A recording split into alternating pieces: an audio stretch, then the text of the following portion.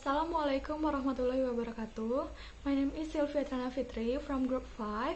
Our group would like to discuss the Chapter 5 about national language and language planning. Okay, first material will be delivered by me about national and official language. A national language is the language of a political culture and social unit. It is generally developed and used as a symbol of national unity.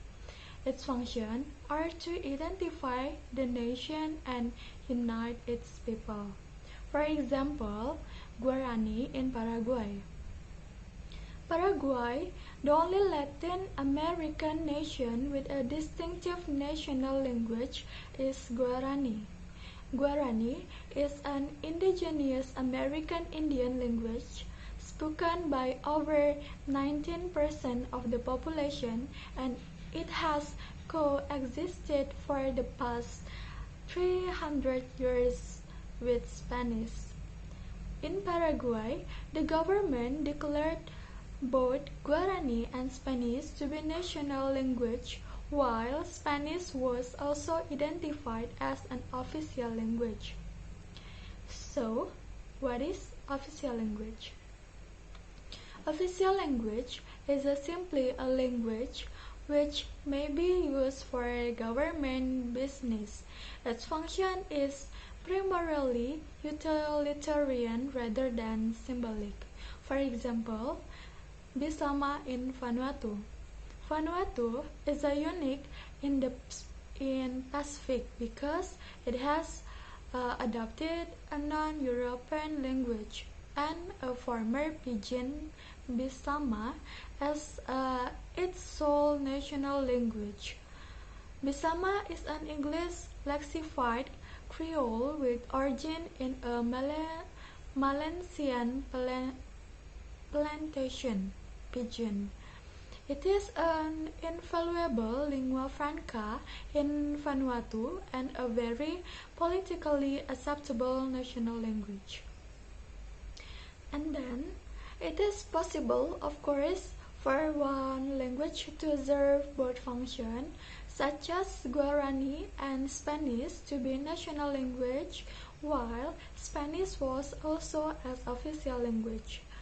In another countries, such as Tanzania, there is one national language, Swahili, but two official languages, Swahili and English.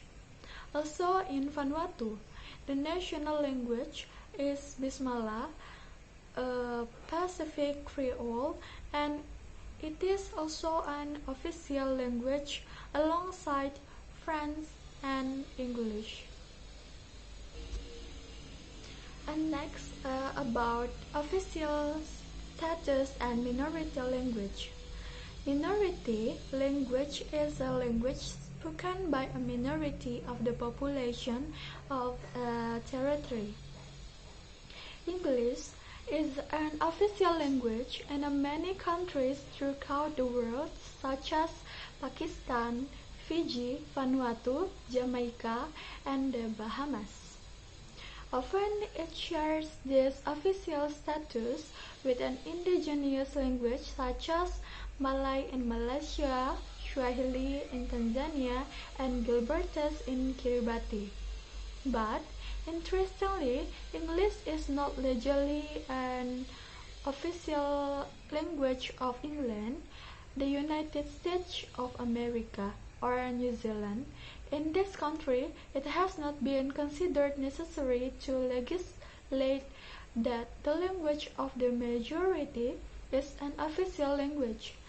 In New Zealand, ironically, although English is in fact the official language of government and education, Maori is the only language which has been legally declared an official language. For example, Teringamangu is one of a number of Maori activists who have campaigned for many years for Maori rights. He has often ended up in court on charge of breaches the peace as a result of his protests. There he has insisted on addressing the court in Maori, a language which until recently was not recognized by the New Zealand. Now he has the right to address the court in Maori, and the court will provide a person to translate his word into English. Maori was declared an official language of New Zealand in 1987.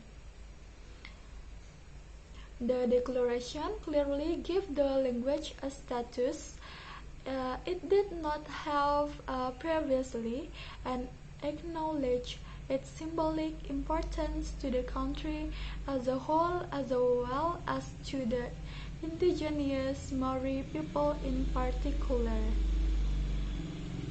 And the next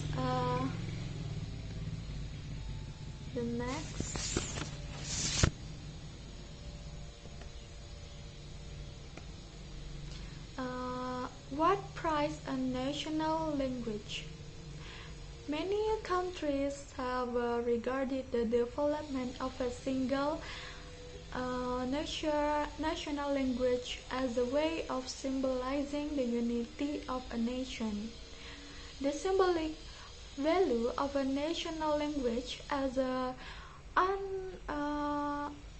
unifying rallying point in the fight for independence was quickly appreciated in countries such as Tanzania, and then in other multilingual countries such as China, the Philippines, and Indonesia, where there are large populations speaking hundreds of different vernaculars. A national language is not only a useful lingua franca and official language, it also serves a symbolic unifying function for this nation. Okay, I think that's all of my part. Thanks for your attention. Wassalamualaikum warahmatullahi wabarakatuh.